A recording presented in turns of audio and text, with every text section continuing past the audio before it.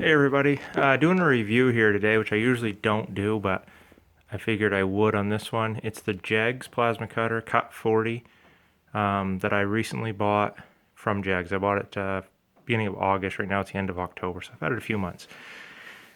Little backstory, I'm working on a 56 Chevrolet. I had a lot of plasma cutting that I had to do to it. I wanted to do that outside to keep the sparks and whatnot out of the shop as much as I could. So I wanted a machine that would run off 110.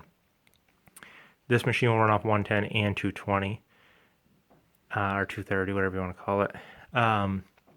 The biggest decider on this one was definitely the price. I paid $250 for it. I have a friend of mine who bought a Thermodynamics, similar capacities, paid $1,000 for it.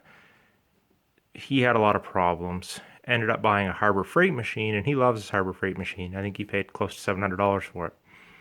I took it one step cheaper and bought this one from Jegs. I bought it from Jegs because I trust Jegs. I buy a lot from them. They've always done me well. I know there's some copies of this machine, or this is a copy of those machines on eBay you can get for even a little less than that. So I bought it. It works. What don't I like about it? That's what I'll start with. The first thing I don't like is the torch, or what they're calling the torch. This button on the top is awkward to use, especially with gloves. And I have small hands, so I get this cramp right in there on my hand if I'm doing anything long with it. That's problem number one I don't like. Number two, the ground clamp. It's really cheesy. And had I paid attention when I got it, the bolt that is in there where that hole is had came loose, and there used to be a copper grounding strap that went between the two. That strap broke and it fell apart and whatever else. Still works fine because you got this bolt here holding the cable in. Cable's of adequate size, but the clamp is pretty cheesy. Minor, easy fix. It still works, so I'm not going to get too caught up with it. Issue 3 that I don't like was cutting with it and heard a very loud pop. I was outside. I couldn't really pinpoint what it was. I didn't know if it was a machine. I didn't know if something that I was cutting blew up or whatever, so I didn't worry about it. Probably 3 days later it happened again, but it was right by my hand. And this time I was able to notice it. What it is, if you look right there, you can see a split. And then there's another one back here. And that was the noise I was hearing. What this is a protective rubber coating over the actual air hose. Well, air would seep down in from the handle and build a little pocket like a blister, and it would pop the blister. That's why it did that. There's nothing wrong with the hose, nothing wrong with the way it works. It's just something that did happen I was pointing out. Lastly, the TIG torch, or the plasma torch, it does leak around here air. So when you're cutting, there is air blowing out of there.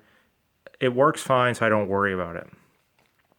If you wanted to replace this, I see them on eBay. They're about 50 bucks, give or take. And you can probably get one that maybe has a trigger or other types of activation. It uses a regular style plug on it, regular style fitting. So everything's pretty universal, so they're good from that standpoint. A maybe neutral standpoint that I will point out, when you get the machine, the torch comes loaded, and it comes with one set of consumables, which I have here. Your electrode nozzle, the spacer, and your ceramic cup. And they give you an extra spare set. If you buy it from Jegs, it's an enormous amount of money. They're like 40 bucks for one set of consumables, what you see right there. Again, go on eBay, Amazon, whatever, do a little research. I was able to buy 10 pieces of everything you see there. So I had 40 pieces total. It was $13 shipped. So that's a plus. Consumable life is good on it, especially when you're not cutting through rust. I cut a lot of rust out of the car, and it didn't like that. But as far as cutting regular clean steel, it blows right through it. So let's talk about how the machine actually works. 110, 220 volt operation, comes with this adapter plug here. So you can plug in the cord of the machine, which is here, which is a regular standard 220 plug, plugs into this. This will go up and run it on 110.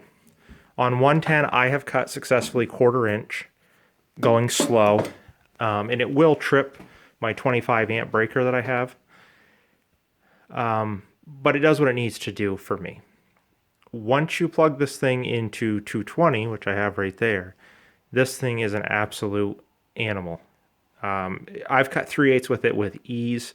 I have no doubts it'll cut 1/2 inch. Wouldn't surprise me if it would cut 5/8. If I had some here, I would try cutting it. It really, really has a lot of power on 220. 110, it's a good sheet metal bodywork, light duty stuff. So would I run out and buy one if you have a fabrication shop? No, probably not. I don't know the long term of this, but for the hobbyist, the homeowner, the guy doing a restoration on his car, building a race car, what other foolishness you might be into, well bought in my opinion. 250 bucks. If it craps out tomorrow, I'm okay with that because it has lasted very well for me. I shouldn't say it's lasted well. It's done very well for me based off of what I needed. I just wanted to cut floors, trunks, cut replacement panels, and such, and it has done that and done it well. So anyways, that's my thoughts on the Jegs Cut 40 plasma cutter. Yeah, that's it.